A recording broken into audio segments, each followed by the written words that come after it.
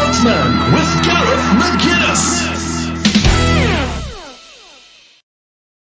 Welcome back to the channel and welcome back to the 12th Man podcast. I know it's been a slow burner this summer, but we don't want to come on here and do a show for just the sake of doing one, so that's why we waited 2 weeks. As you can see by the title of the show, it has been a very quiet summer. We're going to be looking at why it's been a quiet summer. Has that anything to do with the internationals, the Euros, the Copa America, the Olympics is also on. We'll be looking at also the PSR rules. Has that made it more difficult for clubs now? They sell, they buy. We'll be looking at some of the preseason results. Preseason underway. Most clubs on tour, whether that be in the US, Asia, the Far East, all over the globe. We're seeing all these big teams play games. Although a lot of the squads are made up of youth players, and we're looking at maybe with this PSR role, our youth players going to get more of an opportunity now, as we're seeing such a quiet window so far. Of course, that could change quickly. We'll be looking at whether the window will explode in the last 30 days or so. Premier League, of course, just under 3 weeks away. And we'll finish off by looking at some of the season expectations of the top 8 teams that finished in the top 8 last year. So, Owen, do you know what? I thought by the end of July we would have so much more to talk about, but it just hasn't been. It hasn't transpired that way. I'm trying to think back to previous summers when we had World Cups and Euros, but I can't remember it being as quiet as this. Maybe I'm wrong because time's passed, but I just can't remember it being as quiet as this. Probably COVID times, maybe, but even then there was still deals getting done. But hopefully, for my sake, anyway, it livens up in the next week or two because I'm at boiling point. It's frustrating because I know there's international tournaments and I know there's PSR and all this, but surely we Liverpool should have got 1 or 2 deals on at this point. But what I would say to you is not a lot of teams are doing big business. So, I mean, Liverpool could sign 2 players next week and they've automatically jumped ahead of how many, something like Arsenal have only signed 1 player, just confirmed today. Spurs really have only could sign 1 if you discount youth academy products that aren't really going to feature. Man City, as we said, signed a fella from Girona, who probably won't be first team, definitely not the first 11 anyway. Chelsea have signed a few, most notably Dewsbury Hall. Will he even be a starter? United have probably been the more, in terms of signing the more proven player, I wouldn't say proven, but the more renowned player. They've went for the youngster Euro, who everyone was sort of looking at, Madrid, Liverpool, and Zerkzee. He's young, but we've heard about him as well. Apparently, Euro's going to be out for a long time as well. A bad injury on a terrible pitch. United are also close to signing the right back from Bayern Munich, apparently. Is that Mazraoui? He's close to signing for United because apparently West Ham run for him, but it fell through. But I'm guessing it's because United were at the double. West Ham are actually close to signing Wan-Bissaka by all accounts. So seen that. So again, and we'll get into that. That it seems to be that a lot of clubs are doing deals, and it coincides with a player leaving. And as there has to be something in that because we're seeing so much of it. We're seeing today. We've seen Arsenal sign California. We're also hearing that Smith Rowe deal has been agreed fully, and that'll probably be announced in the next 20, 40, 48 hours.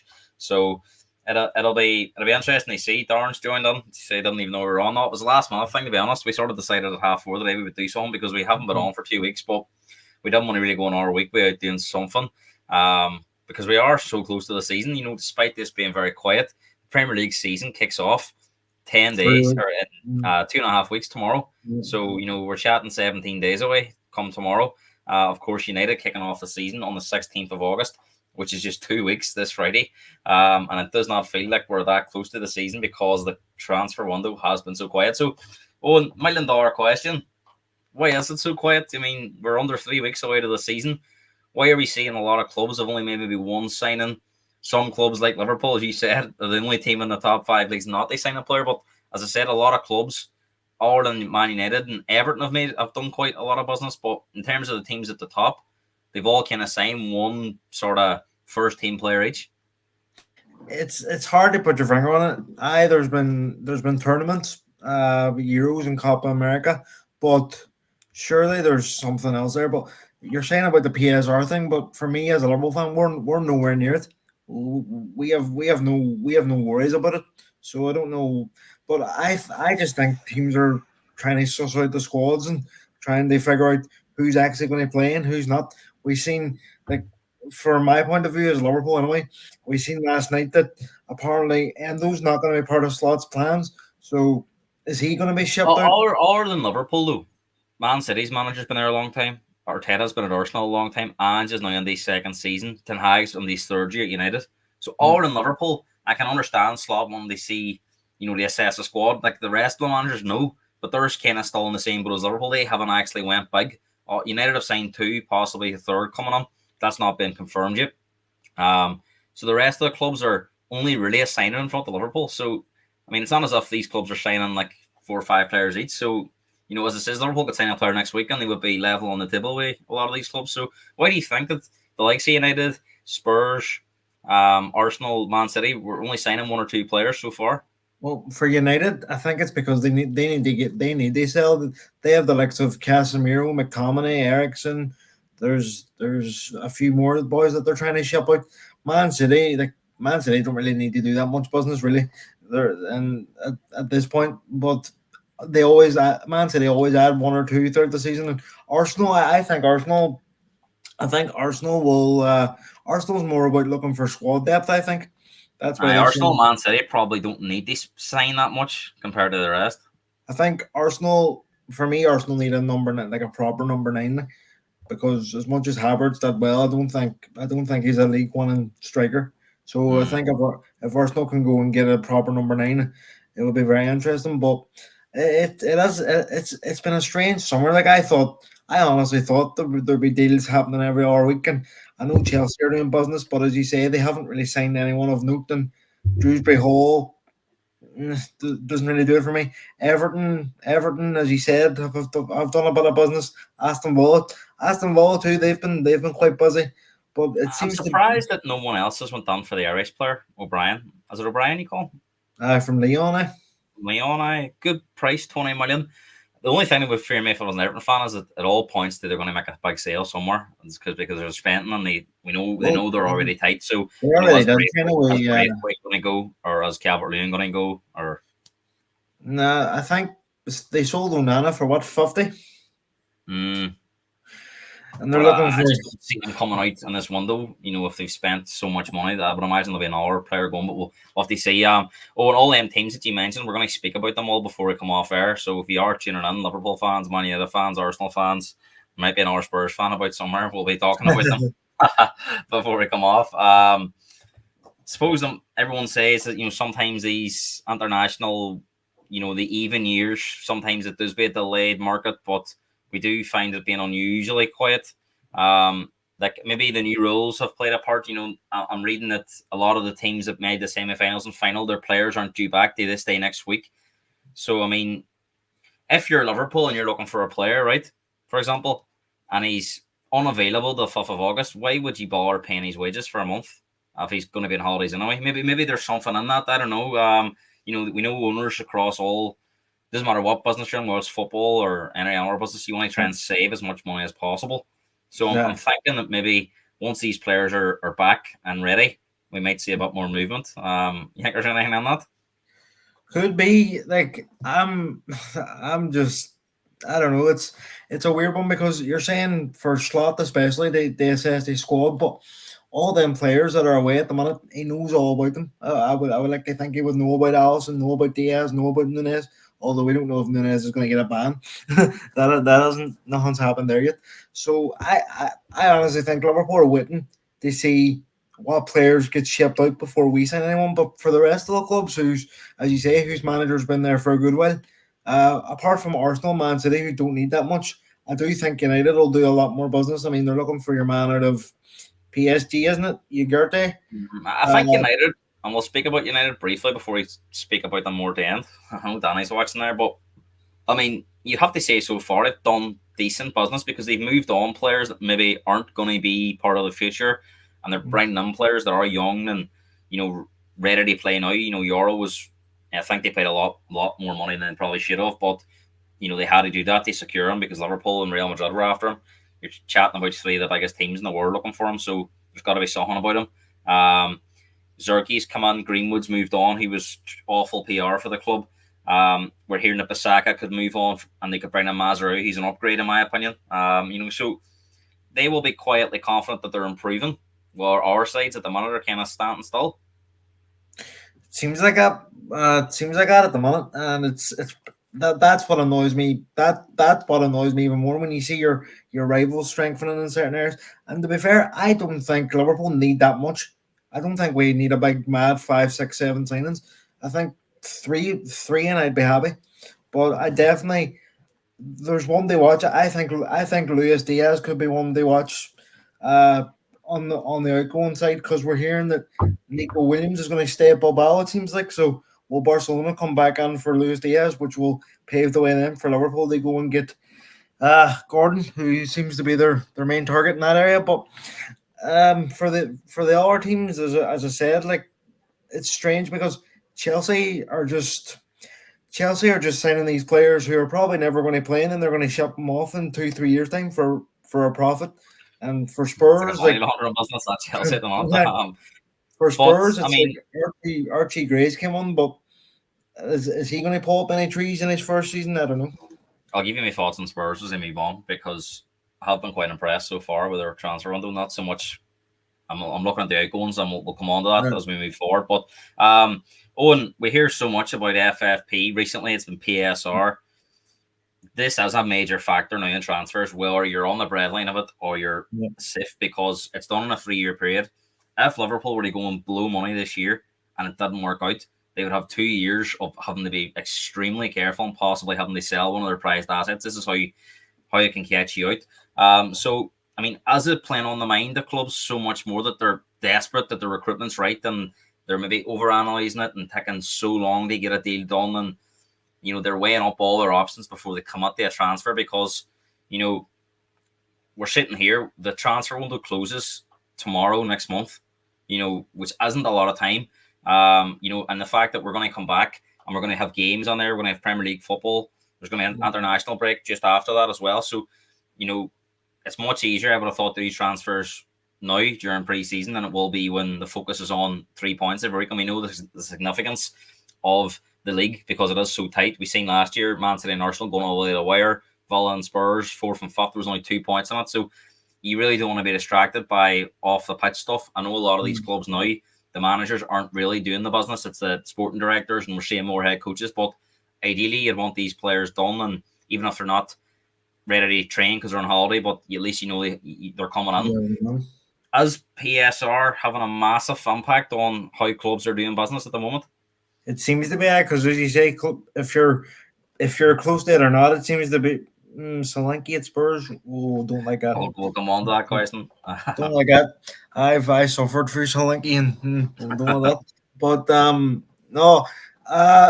Even if you're not on the breadline of PSR or not, clubs seem to be a bit more tight, not tight with their money, but a bit more careful, I would say, because you're right that if a team goes out and blows, look at Chelsea for example, if a team goes out and blows what they pay for Mudryk, 100 million after a couple of decent games at Shakhtar, and he hasn't pulled up any trees in the Premier League. You've seen Everton be in trouble last season. Forest, I don't know what's happening with Leicester yet. Are they going to get hit with a big points deduction to start the season? So I think teams are being careful, but sometimes I think as well you can be too careful, and that can also be a problem. I think the fact that we're seeing teams getting punished now by points deductions is really having an impact on how teams are going about it, because it used to be like a fine, or we've seen it last season. Forest, Everton, Leicester could start the season, maybe not start the season, but at some stage could be hit with 12 points. We're here. Man City too, you don't know. The Man City case is rumbling on them. We're probably going to get some news about that later in this calendar year. Whether that takes place this year or next year, but we should hear more closer to Christmas about that. I mean, it does put clubs in two minds to go, the Euro deal, for example, maybe 3 or 4 years ago, Liverpool would have committed to that. But now they're thinking, if we get this wrong, we've seen what happened with Chelsea, with Mudryk, and a few other players.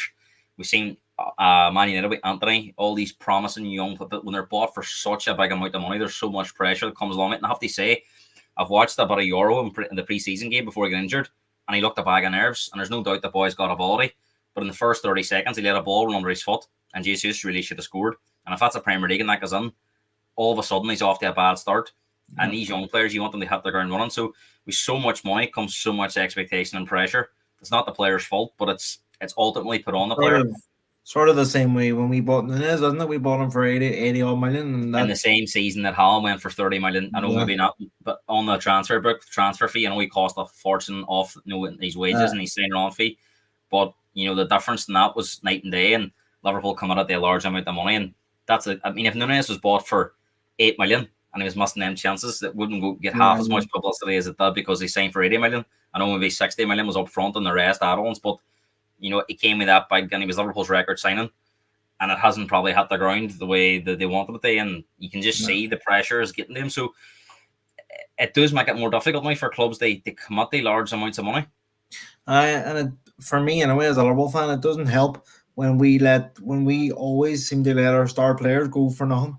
That that's another thing that's very frustrating. As much as I wanted to keep Salah last summer, and I was happy we did, all indications are that he's not going to sign a new deal. Now Trent and Van Dijk, I don't know what's happening there. I would, I would say I'm 95% sure that Trent's going to stay. Van Dijk, I'm 50-50, and I think Salah's gone next year. So I think Liverpool really need to get better at selling at the right time because we held on to Fabinho a year too long. We held on to Henderson a year too long, and it just and Mane as well. Like out of Mane, Firmino, and Salah, we've made 20 million. Like, and Yeah. look how good them players are. Well, this is it. This is maybe where Liverpool are not that we know they're not in the breadline, but this is where they haven't generated a lot of sides over the last few Yeah, years, and they really haven't. They dig into their own budget. They fund players coming in, so it'll be interesting to see what happens. I mean, the one thing that might benefit this PSR is we're seeing a lot of. I know it's EB, and I think they think it's going to continue, but I know we have a lot of players. A lot of clubs have a lot of players that are still on their holidays because of the internationals, but we're seeing a lot of these young players on these tours and they're blossoming. We've seen Arsenal. We've seen the youngster Namwere. He has been lighting up Arsenal's campaign. Mikey Moore for Spurs, only 16's been lighting up Spurs'. We've seen true. Liverpool's youngsters in the League Yeah. Cup last year. There's Will a this give? Sorry, go ahead. there's a youngster on our third minute.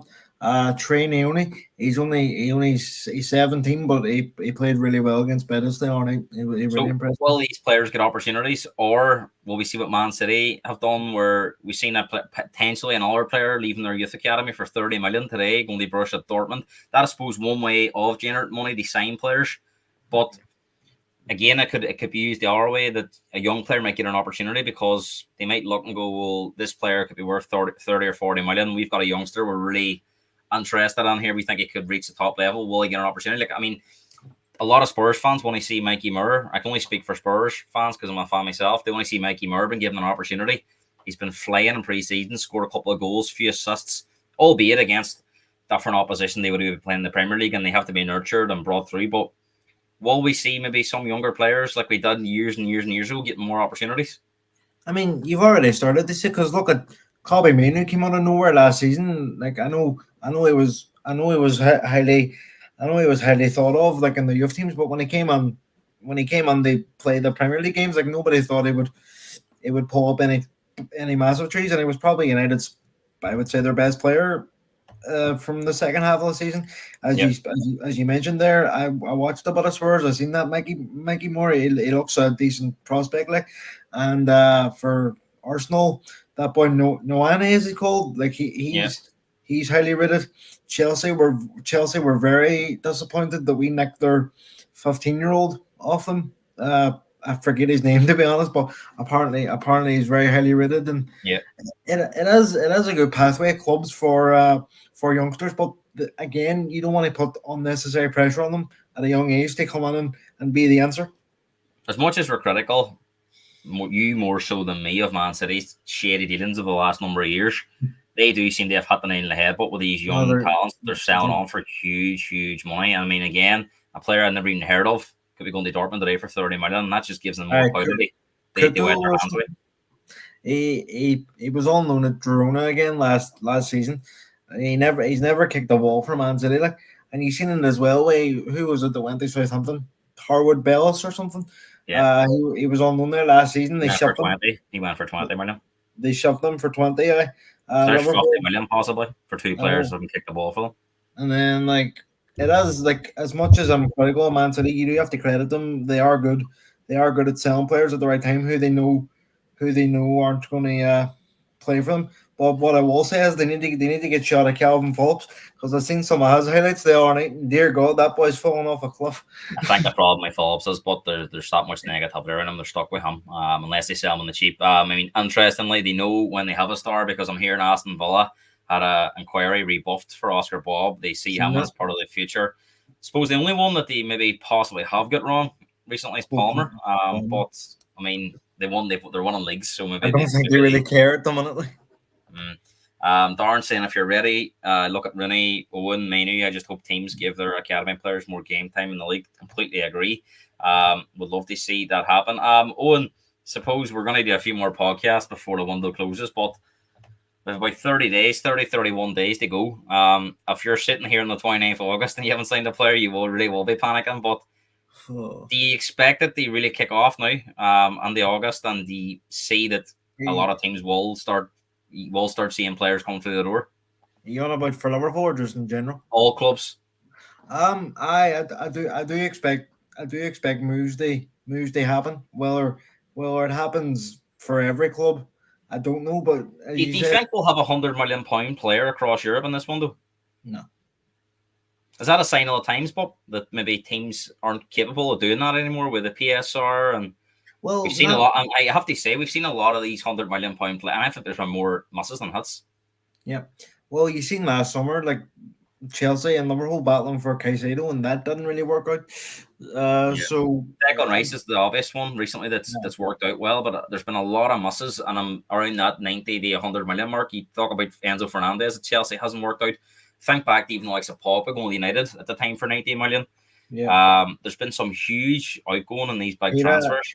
Peter came to Liverpool for about 80, 90 as well, and that didn't work out. Yeah. But so you don't think we'll have £100 million player in this window across Europe? No, I can't see it. You could be right.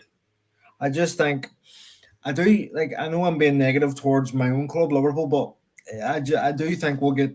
I do think I'm gonna say Liverpool get 3 in the club out, but for the other teams, I can't see Man City doing much more. I can't see Arsenal doing much more.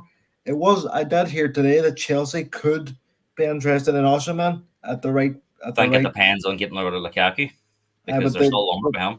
Napoli want Lukaku. That's the thing. So they're trying to do a deal there. But Osimhen's another one that I don't really see the hype with. Like I think he's good. He's good. Is that James McLean or Darren Cassidy there in our chat? I don't know. Suppose give me your ones they watch then. What do you think could be on the move in the next 30 days? Players. I think Ederson could leave Man City. Like that's a big one that could happen. I think Diaz could leave. Ortega comes on to Man City and they just go and sign a subkeeper. I think Diaz could leave Liverpool. And I think Gordon could join Liverpool. I can't think of anything. Oh, I think Delit will join Man United as well. That's the ones that I'm going for at the minute. Right, I'll throw in a few that I think could possibly happen. I think Eze goes somewhere. I think he'll end up somewhere, whether it's Spurs or Arsenal. I know Man City if De Bruyne maybe goes, but I'll be shocked if City sold De Bruyne. Not this summer. I don't think he would get back money from him at this stage of his career. He's injury prone. I think they'll hang on to him, even if he's fit for half the season. He's an unbelievable player to have. You seen what he did. You seen what he did last season when he came back for the last 10, 15 games. And even if you get 10 or 15 games out of him, he's some player to have around. So Eze, I think Ivan Toney goes somewhere as well. I think that contract's running down. He's not going to sign. We're hearing he could be available for 30 to 40 million. I think he goes Chelsea, Arsenal, Spurs again. I think they're all crying out for number 9. Neto's another one they watch with Wolves. I think he could end up somewhere. Gordon, I think there's definitely legs in Gordon going to Liverpool, depending on Diaz. I think with Neto, I think I'd ship sail. I think teams are because he's far too.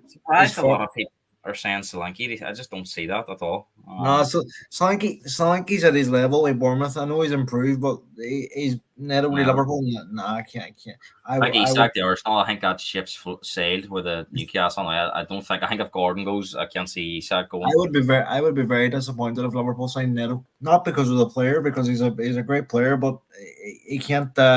He can't stay fit, and Yeah. Liverpool don't need that this season after we were ravaged at times last season. I think if Spurs go for a striker, it'll be Tony over Solanke. I Would you just be don't see. would you be happy with that? I think it wouldn't be my number one target, but I wouldn't say no to him. I think Who he's a lot to who offer. who would be your number one then if you were to? But left field, but I like the boy at Leipzig, Openda.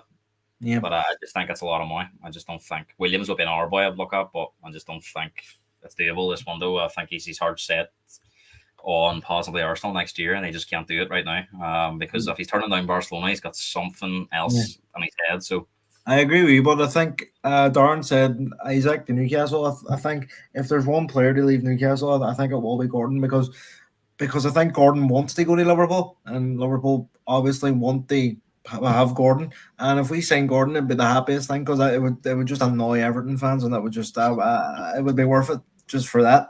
But again, we're talking about big money. I mean, that could be the biggest. I think he would probably cost 80 million. I think he could possibly be the biggest move of the summer. I mean, it's All big. Liverpool signed in that. That's going to be the big thing, unless they get If we 75 sell, for Diaz. if we- But I think it all hinges on Diaz. If we get big money for Diaz, and the Barca seem to want them, so I can understand that. But Barcelona are struggling. I know they've been able to wriggle it and wriggle, but I just don't see how they'd have 75 million. They well, they're throw trying. at Diaz. They're trying to sign Danny Olmo at the minute from RB Leipzig. I think Ulm would be a great move for any club. Yeah. And let's look at some of the pre-season. We will talk about more teams on depth as we look towards the season expectations. We're going to look at some of the pre-season football. No, Partey still at Arsenal. He's Um, he should have left Arsenal years ago, but that should have been in handcuffs. But and pre-season is underway. I should have says. A lot of clubs get excited sometimes at a result. Or you see meltdowns happen, and then there's other fans that just aren't really that bored. I suppose it's like me. not right. Everyone's got their own opinion. They're entitled to it. I want to look at probably the biggest story so far is involves Celtic in pre-season. I mean, they've beaten Man City and Chelsea, and they rubbed through Chelsea like there was no tomorrow. They're like days away from their season, so. Well, you have to put it down in the context that they're 2 weeks ahead of the Premier League clubs, and their season starts next week. But I have to say they were very convincing. I think the 4-3 against Man City, they were better than the 4-3. If you could have won that, be more. To be really, fair, they could have hit double digits past Chelsea. If I supported any of City and Chelsea, I'd be worried if I was Chelsea because I watched them. I watched a wee bit of the Wrexham game because it was just on. So, and they haven't impressed me. And Enzo Maresca's there's a lot they prove. Like coming up from the Championship, They looked very disorganized in that Celtic game. They didn't know what to do, or balls going on behind. They didn't know where these push-ups, state of the art. They were all out of sync. And I suppose that's why pre-season you can try and fix it. But just 3 weeks away from the season, it didn't look good. Celtic fans were buzzing. I've spoke to a few. They were loving it. Well, they can do that when it comes to European football and they play these teams again. It'll be an hour thing coming. I doubt it. But I suppose, even with being 2 weeks ahead in fitness, I mean, player for player, they're nowhere near the quality. So, I mean, their fans have every right to be excited. Chelsea, a lot going on and off the pitch. And I suppose we'll speak about them when we get the season expectations. Let's look at some of the clubs that are doing quite well in pre-season. Spurs are 3-1s from 3. Arsenal 2-1s from 2. Liverpool 1 out of 1. They played 2 games this week. Well, technically, we lost to Preston in a behind closed doors. Wasn't an official game. Suppose that's Liverpool's getting back. I mean, Spurs are playing their 4th game Wednesday. Liverpool's only playing their 2nd. If you count the official games. Any reason why Liverpool have started so late? Because I mean, Arsenal as well. They've played. They'll have been. I think Arsenal will have played a game more by the time they play Liverpool in the week. So, I mean, is that a cause for concern? Nah, I don't know what we're at, to be honest. Between transfers and playing. Nah, I just think it just depends on players' schedules because Some of our play like Jota's back at the minute. I think Kanate and Gravenberch are coming back this week. But just to speak on Liverpool before I get the What Arsenal. did you make of the Betis game, or you tell us a wee bit about that? I like it was. I couldn't care less if we won or lost. Like I just wanted to see a good style of playing. It seemed to.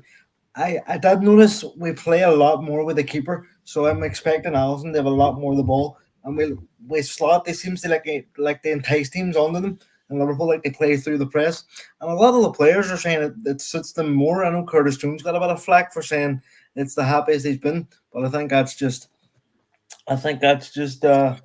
Liverpool and for some reason can Danny see. is on the wind up, was he? I don't know if fans will. I don't know if fans will turn on by Christmas now, but we'll see. But no, I was happy with the style of playing. It was interesting because normally under Klopp we like to play through the press. Now we slot we seem to be playing around it a lot more. It's going we play with like two. So obviously I was playing like a six but an eight at the same time. So it was a very interesting setup. It was like a 4-2-4 formation. I don't know if that's going to be its formation going forward because obviously we're missing a lot of our star players. But it was very interesting. But I'm looking forward to the Arsenal game now on Wednesday. I think it is just to see. What do you think will happen? I mean, Spain and England have a lot of Premier League players, right? Playing Yeah, in the Premier League. Argentina, obviously, a very renowned team. They've got some internationals, and Colombia, I think, was a team they beat. So if Diaz, for example, I mean, how many? I mean, what way would you go about it for the opening game? Because the likes of these players have only maybe coming back and only have 2 weeks training. I suppose all these are players that have been training for 6 weeks. Do you envisage that the first sort of couple of weeks of the season we might see, maybe not strongest teams playing because maybe some of the players aren't ready, they aren't match fit, they aren't ready to play because realistically they're only going to have had a few minutes before, especially in game time, because when they come back there's only going to be maybe 1 or 2 friendlies left, and they're not going to play a 90-minute game straight back. So, I mean, can right. you see maybe the likes of Liverpool, Spurs, Arsenal, Man City? I've seen Man City's team the other night. It was nearly unrecognisable. It was only Bob and Haaland, Mhm. Calvin Phillips, and there was a lot of youngsters on there. And seeing it with Spurs too, they don't really have any centre backs at the moment, Spurs, Yeah, because a lot of it them are could away. be. So, how You're do you see speaking it about happen towards the start of the season? Do you think we might see a mix and match? you could do, and you're speaking about youngsters getting time. This could be the time for them to they show they show up that they're ready to play. But I still think you'll see you're a strong team because you don't want to you don't want to be lagging behind after the first couple of weeks. Like, and I know Liverpool have a relatively I don't want to say easy start, but you would expect us to win at least a good handful of our games. Like I know we have United in there, but I just think it start of a season is always slow anyway. You always get the odd shock result at the start of a season. I'm hoping it doesn't come at Portman Road, but we'll. I hope you guys have Thanks very much, Sydney. thanks. But no, it will be an interesting start of the season. But to be honest, I'm looking forward to getting it going now and getting back into watching the football. Just hope by then we have a few new faces on there. A lot of these tours are taking place in the US, so seems to be more and more every year. We've even seen Wolves, West Ham, Palace. Well, they're all out there. All these teams. Spurs, Spurs are obviously. like in Asia, apparently. Well, that's obvious because the Son's connection. We go there quite regularly now. But He's actually here in signed talk a of young Asian player there, didn't he, as well, in Oral? seeing that the next Son apparently. We're here in talk of Birmingham and Wrexham looking to play a League One game in America. And we still always hear about the Premier League possibly getting proper games out in America, not just the preseason. You think this is something that could come on in the next 5 to 10 years? I think it will. I think it will happen eventually. Sure, you see NFL games getting played in London, so like I can see. I hope it doesn't happen because I don't want to get up at stupid o'clock and watch a Liverpool Burnley match. Like, but I think it is something that will come on now. How do you I think the don't fans know. will feel about that? I mean, suppose the American fans have to get up early and watch the matches, and the Australian fans have to get up early and watch the matches. So if you're dedicated, you'll do it. Like, but I do think it'll happen, and then like I can see it happening. Maybe not in the next 2 3, but as you say, 5 or 10, I can definitely see one a few games out there. Like I can see them putting on like a big game, like a Arsenal Spurs out there, or a Liverpool United or something like that. Be interesting to see because it will cause uproar amongst the domestic fans here. How would Going you feel about it? I wouldn't want it, like, but No, neither would I. it does seem to be getting more and more talk. It's just it all come down to money, wouldn't it? I mean, how much are they willing to pay? Um, Mm. I mean, I definitely think we'll see. I think we'll see a Champions League game in Saudi Arabia somehow. I nothing shocks me in football anymore. Well, and Yeah. let's look at some of the season expectations. We'll talk about teams more in depth. Um, Man City obviously made history last year with 4 in a row. Yeah. Are they the favourites? They make a 5 in a row again. Are they still your favourites, or do you think there's somebody else out there that's maybe at the front like you now? No, I think it's I think it's closer this year than it was last year. But I still see Man City as favourites. But if Arsenal can get more squad depth, which they've done with Calafiori, and I'm sure they'll probably try and add another name here and there. But for me, I think Man City will make it 5 in a row. Unfortunately, unless they get hit with their charges, but I don't think that'll happen for another 2 years at least. And we're seeing the Pep Guardiola's hinting that he might stay, so that's fun for everyone else. Mm-mm.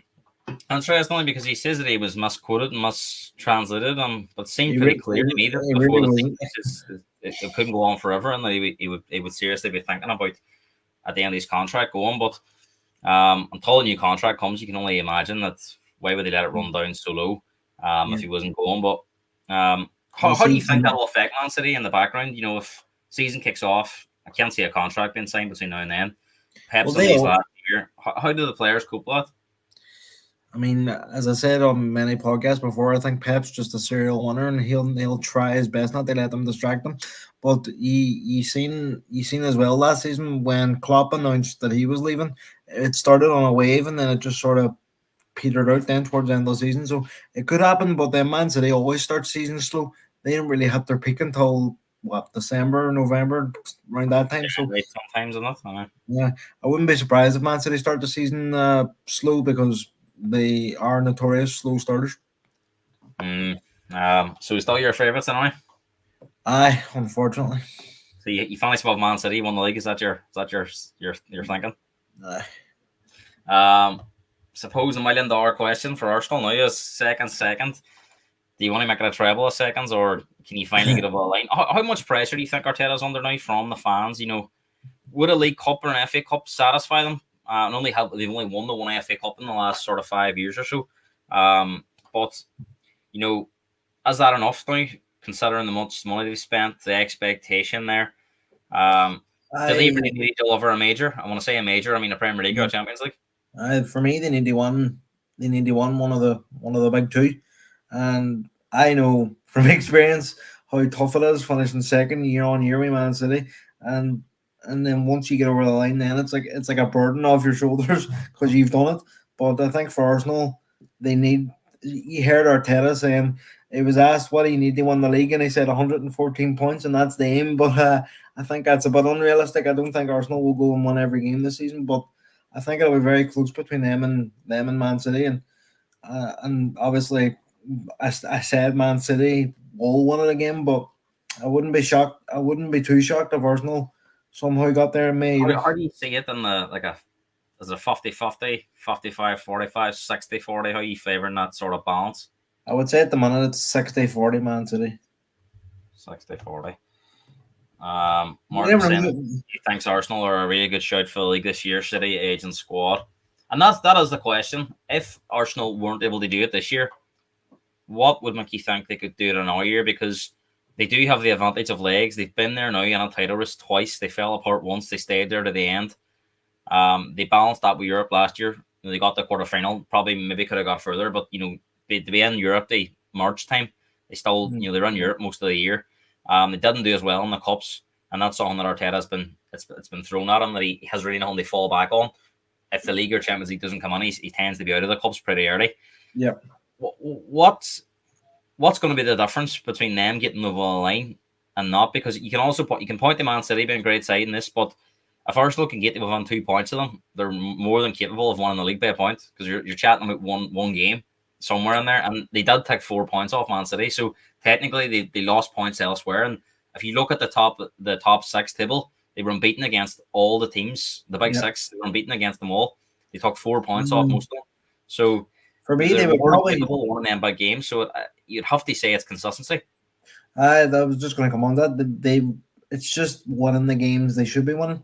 Like where did they drop points last season that I can remember? Like, I know they drew at Anfield. They where else? They lost that the last drop points was the home to Villa, wasn't it? They lost 2-0. Uh, but that was I think baby baby. There's a lot of baby peps in this league at the minute. I think United are shut up. Danny saying dark horses, Chelsea updates. We spoke about it earlier. Mark Hall's just for what? Does he mean winning the league? Like, no, that's just delusion there. Paul, no transfer updates as far as we're aware. But I would imagine Chelsea will be pretty busy trying to ship out and ship on I between would now and imagine so. 30th August. Do you think Conor Gallagher goes? Don't think so anymore. I think he's stuck No. there. I don't think he wants to go, and Well, he's his going to pay contract he's going to pay the asking price. is his contract not up next summer? Well, that's it. I just don't think. I think Chelsea might give him a new one now because let's Yeah. lose them for free. But Arsenal, I mean, I just think it is time for them this year. If they don't want it this year, it's hard to say where they're going to go. Well, I Only think if 20 I think seconds if more. I think if they do win it this year, I think the 12-man podcast might be shut down. Like what did it? We are going to have Stefan on very shortly for his views on Arsenal. In the next he'll couple be of weeks. saying he'll be saying they're all conquering. They're going to want everything and those. Of course, Liverpool relegated probably. Let's talk about Liverpool because I suppose all the talk is, and Danny's pointed out there, that's going to be a big struggle for Liverpool. Could that work to Liverpool's advantage? That there's not much pressure on because everyone's saying it's going to be very difficult. They replace Klopp and a drop off's inevitable. Could Slot and Liverpool surprise a few? Depends what you mean. Like I don't think I we're don't going to mean I be. don't mean one in the league, but I mean being super competitive. And being able I to beat anybody on their day, and we're still. being consistent enough to challenge for at least some part of the season. I can't see us like I can't see us finishing eighth or ninth. Like I still I'm away with it. I still think Well, I mean, I if he's still already finished eighth or ninth, I don't think he would get another season. I don't think that will be accepted. I still think we'll get like third or fourth. Like I'm still saying, but for me, a successful season for Liverpool would be winning a trophy, finishing top four, and then seeing how far we can get in the Champions League. Do you think the next 30 days is going to have a massive impact on Liverpool's season? If they don't sign players, do you think it's going to be a big struggle? They finish third or fourth? If this all hinges on if we sign players in the positions that we need to, I think we'll be all right. But if we go into this season with the squad as is now, I think we could drop off. But then again, God knows What do Liverpool need though? Because a lot of the Liverpool fans I've spoke to, some are looking at Gordon and thinking definitely. Then others are saying rather keep Diaz over Gordon. So I mean, would Gordon for Diaz would that make a massive difference in how things are going to go for you? it wouldn't be like difference from his finishing third. They won in the league, like. But I think for me, Gordon's younger. He has more time than and he has more time on his side than Diaz does. But if you're asking me what we need, we need a CDM. That's the number one centre back. What type of signing do you think is going to be a game changer for Liverpool? But that one that's going to go. Do you know what? We could really do something now. Who's out there that at the minute that hasn't already had a club? I'm hearing a lot of links to what do you call the wee man who plays for Crystal Palace. Wharton, is it? Yes, Adam Wharton. We've been linked with him. He would cost a lot of money because obviously they paid over 20 million for him in January. So he would. Darren saying we need an attacker. I think Liverpool fans need to get this out of their heads. We're not signing a striker this summer. I'd be very surprised. But I think the biggest thing for Liverpool at the minute for me as well is Andy Carroll. What do Liverpool do with Nunez next season? Because somebody has to play in that number 9 role. Do you play Gakpo in there, or do you play Nunez in there? Because don't forget about Jota. I don't know. Like I really like Nunez, as you know, but like it is wearing a bit thin at this point. But I think it depends because, as you say, he's not going to be in much of the preseason. So I actually don't think he'll start the season. But I do think over time he'll become our number 9. But if you're on a crunch game in the Champions League and you need him to score, they say just put you in the Champions League semi-final or something. I don't know if I would back him, but like for me anyway, I would say we need. I think we definitely need a CDM. If you're asking me for a name, I really like your man from Atalanta, Ederson. He really I would be Sorry, happy for. what you said before the biggest thing for Liverpool when I cut you off there. Sorry, so what was No, that? sorry. Getting Trent's contract sorted because if I see another Real Madrid Trent thing, I'm going to explode. Because see, Mm. I'm already. Apparently, AFTV met him and Bellingham and Chiamani in America. I don't know what the story I is, but No, him and Bellingham are just good friends, I think.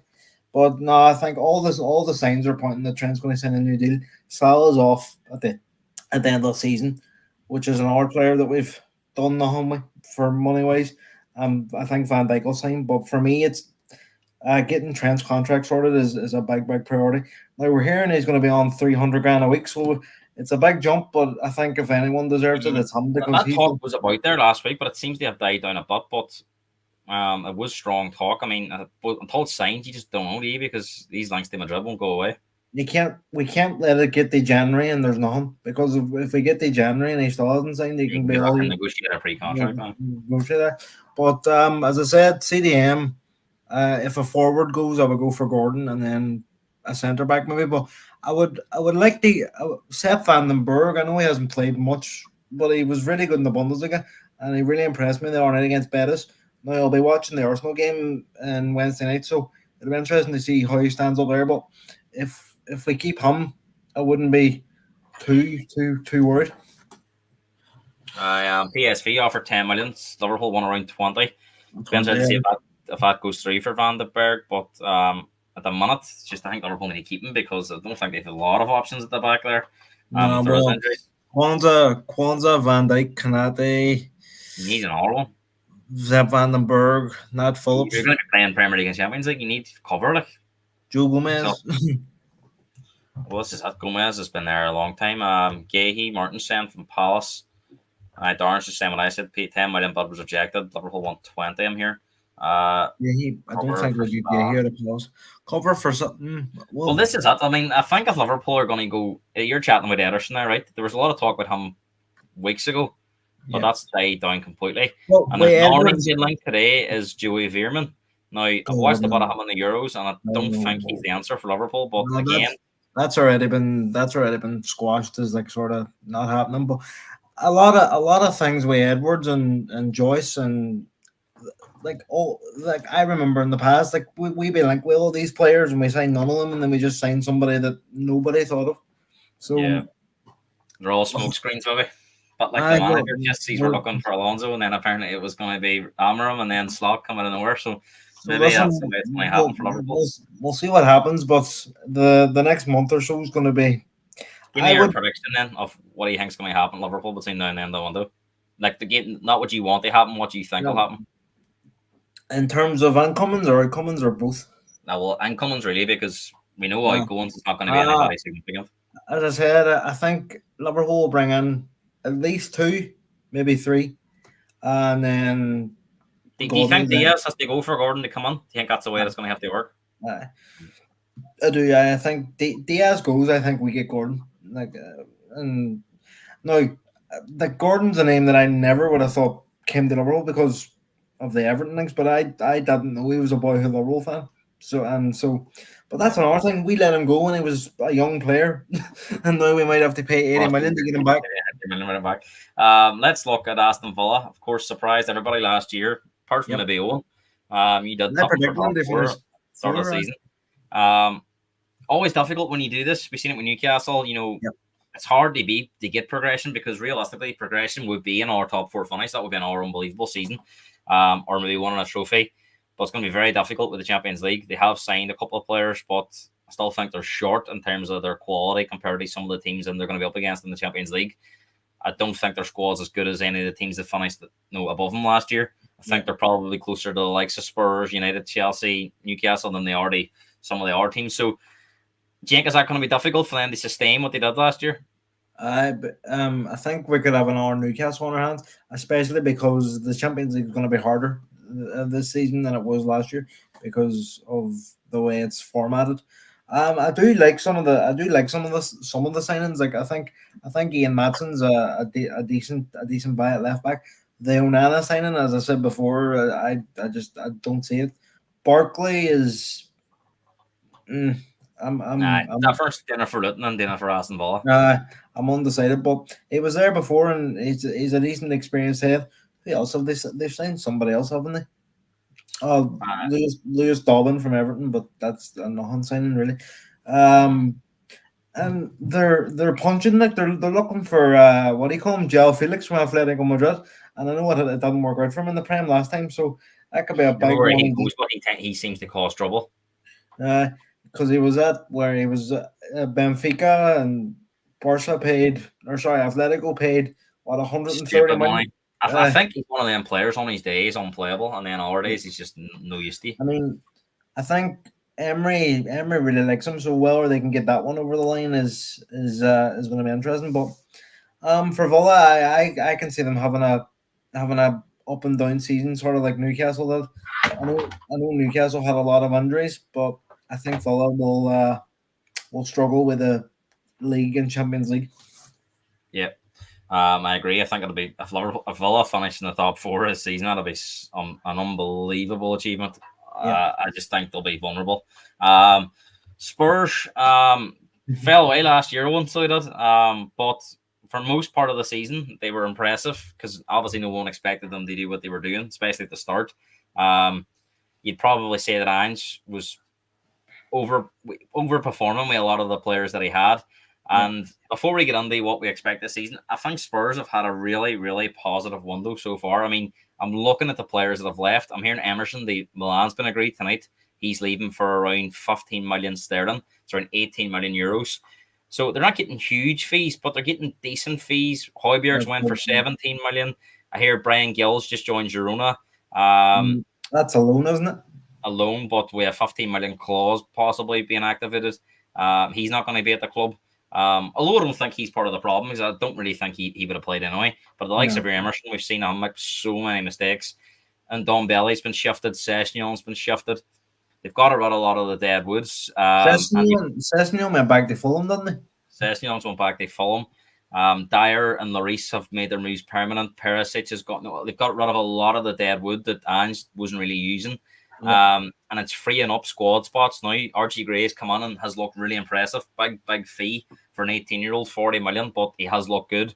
And the talk about this young fella is that he's going to be very, very good. He's very similar to how Roy Keane played. The game is a bit of a throwback, so obviously a big comparison, but that's kind of what people have been saying about him. Bergvall's come on from Sweden. They beat him to Barcelona. He's looked very good. And there's a lot of these youngsters coming on, and we're still hearing that they want Eze. If he was to come on, that would be a really, really good signing. And I still think they're in the market for a striker. Well, that's Ivan Toney or somebody else. But, I mean, if they were to end the window with Eze and Toney to come on, and they've shifted all this deadwood out, you'd have to say their squad has got so much better than it did when they started last year. It'll be a good window for Spurs if they can get. I think I said to you last night, like, would Toney suit the way Spurs play though? That'd be my only concern. I know because Spurs like they play like pacey football, and he's not, but he's do to be fair as well. He's do cross the ball into the box a fair bit, and that's where he would come on strong. I think Eze would be a very good signing for us. Although, could him and Madison play together? We'll answer that question in a moment, Paul. Madison and Eze, I know that's the thing. Could they play together? But they are both injury prone, right? So you could. It would be a risk at the same time, but but Eze I think seems to be the one that they really want. So I'm expecting some sort of movement now that he's back. He's due back on Monday. He's training, so I'm expecting movement to happen.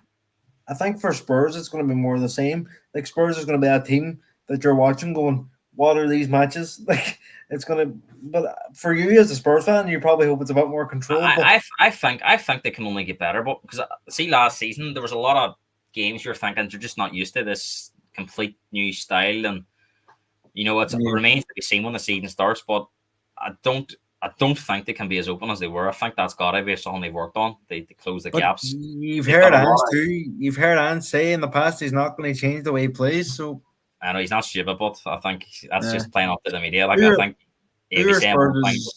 Who are Spurs' first few games again? I know they have Leicester first, but I don't know. Leicester away, Everton at home, Newcastle away, Arsenal at home. It's First tricky four. enough start. Lucky enough. Need to get 6 points in the first two games, wouldn't he? But it'd be interesting to see what he's an abundance of midfielders there now. You think about Basuma, Bentancur, Madison, or Madison, Lo Celso's Bergwall, still there. Gray. I think Lo Celso will move on. That's one of the other players we're Dave, hearing will move on. Dave Villa is it as well that I've heard there. Well, possibly Valor back to Spain, but we're hearing that possibly Ramsey could go the other way. I'm not sure about him, but Would you be happy with Jacob Ramsey?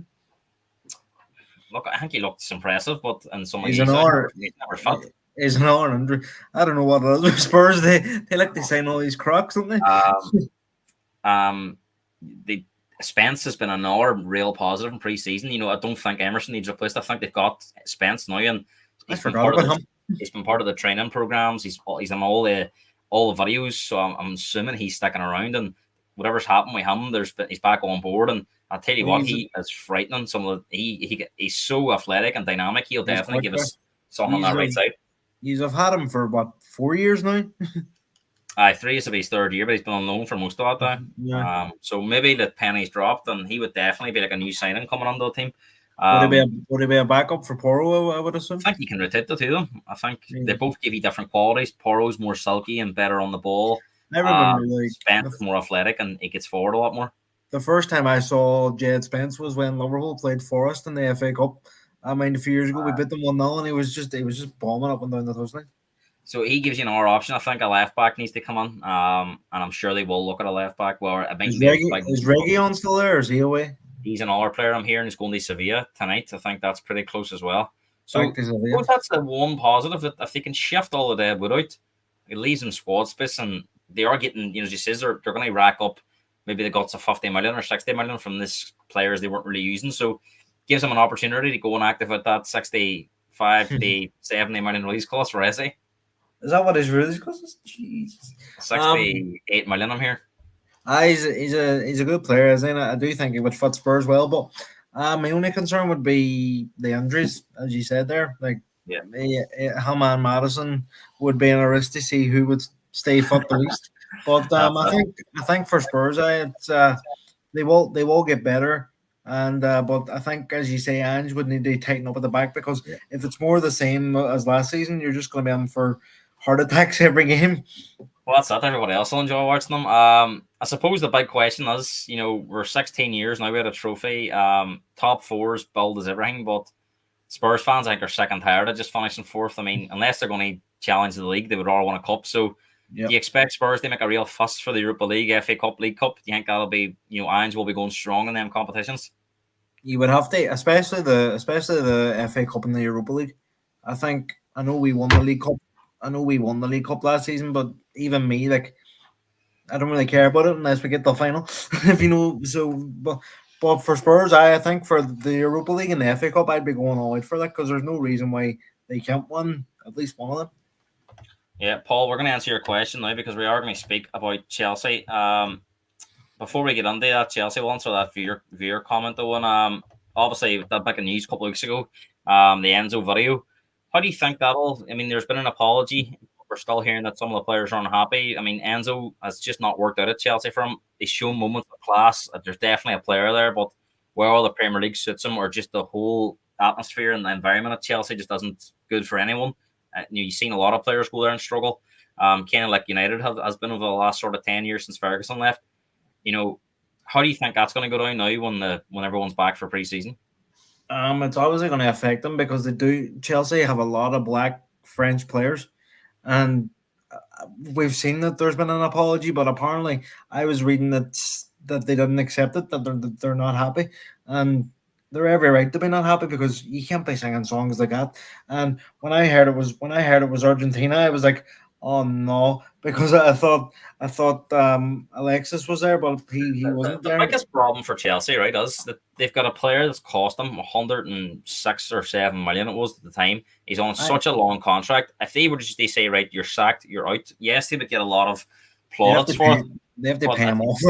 It's a huge outlay, and they haven't got it because they're up against the breadline of PSR, and realistically, they're not going to get anywhere near what they paid for Fernandes back, especially with this baggage now as well. So are they forced to try and make amends? You get the players on side and hope things get better over time. I mean, you have to really, don't you? As you say, they've put a big outlay on him, and it hasn't worked out. So, but I think he did, it was a stupid decision he made, and I know he apologized. But that's a few times now. Argentina has been accused of racism, and we've seen it as well. I don't know if you've seen it.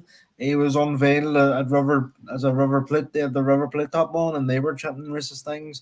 So I think it's just bad into the Argentinian culture. Now I'm not saying every Argentinian is racist, but it seems they have a lot in that part of the world. Yeah. And looking at Chelsea, and I've put this quote down because recent history tells you this is going to be a real struggle for Maresca because Tuchel, it all started with Tuchel and he fell out with Bowley, and ever since then, it's since the Bowley and that group's come on, they've really struggled. Chelsea on and off the pitch. Potter didn't work out. Lampard come on, it was a bit of a disaster as well, even though it was only part time. Pochettino was supposed to be the next man. That, for whatever reason, even though it was going well towards the end, they decided to part ways. And Maresca comes in with even less experience, you'd say, than what Potter had. And Pochettino struggled at the early part. Potter really struggled.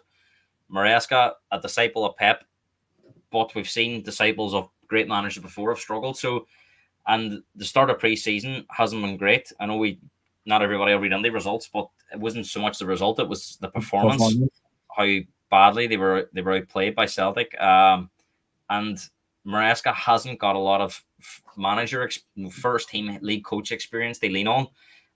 And this is a club at the minute that's poisonous from the inside and outside. So, I mean, how important is it that Chelsea get off to a good start? Because, I mean, it's almost like that thing, that quote that keep doing the same things over and over again and you get the same results, and it's about like insanity. So, is there more evidence they suggest that this is going to go tits up again? Probably, and a lot of Chelsea fans online aren't. A lot of their frustration already. They're saying get him out before the ball's even kicked. I know, but a lot of their frustration comes with the owners because it's just been a ball ache for them since they've been in there, hasn't it? Like every window, they're just spending millions and millions of pounds on these. No disrespect, but a lot of them are no like no name. Like they're young players who are never going to play for Chelsea or very little play for Chelsea, and it's not a strategy, as you said at the top of the show. It's like a money laundering scheme. They just buy these players, they ship them on somewhere else.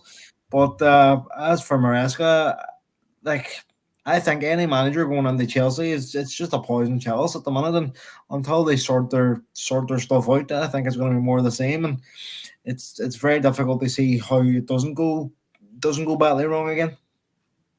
Difficult start as well, obviously up against Man City in the first game, so that'll be interesting. United, Danny was big and brave, and he was very bold earlier on there with his statement. But you have to look at it and think that Ten Hag's going to be under a lot of pressure. I mean, if they were to not beat Fulham in the opening game, all of a sudden, the United fans that wanted him out, they're going to be voicing their opinion again. Of course, there's a divide in the fan base. Some are supporting Ten Hag, some are not. But if performances are anywhere near what they were like last season, I can't see this running on as long as it did. So, how important again is it that United start the season well? No, they have to. They have to get off to a good start now. Obviously, as an opposition fan, I hope they don't. But if I'm taking my Liverpool head off, I do think they'll be better this season. He seems to be getting the players on that he wants. I know Euro's gonna. I think I was hearing he's going to be out for at least a couple of months anyway. Apparently, it was a bad muscle injury that he had, so that's another problem for them. Hoyland's injured, but I don't think his was too bad. It all depends too on what rest of the what transfer business they do. As we spoke about, they're going to sign Mazarari if Wan-Bissaka can get shifted. Ugarte from PSG looks to be coming in. So I do agree with you though. If they don't get off to a decent start this season, it'll be under pressure from the get go. And if we're sitting here in November and they're 7th, 8th like they were last year, I don't think the patience will be, or sorry, I don't think there'll be as much patience as there was last season because he's got the players that he's wanted now. So it's up to him to make it work. Friday night football, 2.5 weeks away. Fulham will be going there. They won there last year, remember Fulham? They'll be going there thinking opportunity to make a statement, and United will be under a lot of pressure that night because it's the first game. Everybody will be watching it. it'd probably be free to air. Sky usually do it in the first weekend. A lot of the Yeah. games, especially the first game, will probably be free to air. So people even don't have Sky TV will be Come able on, to access the game. So it'll have a huge audience, and there'll be pressure on that game. And Fulham have good memories of going there last year, and we've seen Fulham. They signed Smith Rowe. He'd be good impressed, and Fulham are a decent opposition for anybody on their day. Yep. I like you're sort of walking into the unknown, aren't you? At the start of a season, like you don't know how fit these teams are. You don't know how much rhythm they have. The only thing I would say about Fulham, they don't have Paulinho this time Yeah. round, so that could be a point of concern because they haven't really replaced him either. There's a wee Japanese player by the name of Endo, if you want to stick a bat on. But no, I think I agree with you. It will be Ten Hag's last chance if it doesn't go off well, but. I have a bad feeling as a Liverpool fan that they're gonna be quite decent this season. Finally, Newcastle missed out in Europe last year. A lot of stuff going on. They struggled to meet the PSR deadline. They just about got over the line. Amanda Staveley sold her share. She's moved on. She was Eddie Howe's man. Eddie Howe's been really linked with England job. He had an interview and he sort of said things had to go his way, and then he went back on that. But That was a weird quote there. do you sense that there could be a bit of trouble there? If England come on for him, is he going to say no to that? Like, I wouldn't think so because he clearly wants the like he didn't come out and say I don't want the England job. He came out and said I want it, but not now. But if they were to come on, um, probably you seen like last season the Wolves manager walked before this season. So if I'm gonna come on Freddie Howe, like what's they say he won't be all right season, and and especially I if know they're I know they met that PSR deadline, but they haven't really spent much, have they? So I think no, that they may, if they sell, they buy still, and that's going to be interesting because I mean, if really they had no interest in selling Gordon, they would be saying it, wouldn't they? I mean, still talk in the background that he could go if Liverpool come in. So that tells me that they probably need to sell, they buy, and I think maybe Eddie Howe might feel that England's coming up at the right time. They've got the perfect squad there. They're not wouldn't say the pressure's off, but they're crying out they have attacking football. So if he plays attacking football, the fans are going to get on board. yeah. And maybe he's taking Newcastle as far as he can at the moment because I don't see them finishing in the top four again. No, they're dead. The only thing with Newcastle this season they'll have what do you call him back Tonali, which will be like a new signing for them because they only played 2-3 games last season. Yep. So Weller he'll be match fit and properly up to speed. That's a different thing. But I agree with you. I think Newcastle, despite being the richest club in the world, or at least one of them, they're not really allowed to spend because of the rules. So I do think a lot of their transfer business will hinge on whether Gordon leaves or not. Yeah. Oh, and that brings us to the end of the show. 1 hour 7 minutes. Brilliant show, and I really enjoyed it. Good insight from yourself. Plenty Here's of that. comments as well. Plenty of interest. Despite there being no competitive football at the moment, seems to be that people have a lot of appetite to get involved. We'll probably be back next week. Now with the season approaching, I can't see us going 2 weeks. I'm sure now next week we'll have more to talk about. I Hopefully, imagine. hopefully a Liverpool signing. I imagine there's going to be something happening in the next few weeks. But Owen, thanks very much for coming on. No bother. Thanks for all the viewers for your comments. Really enjoyed your input. If you're new around here, like Paul, make sure to like the video and subscribe to the YouTube channel for more content. We'll see you next week. Thanks very much, Owen. Cheers, lad.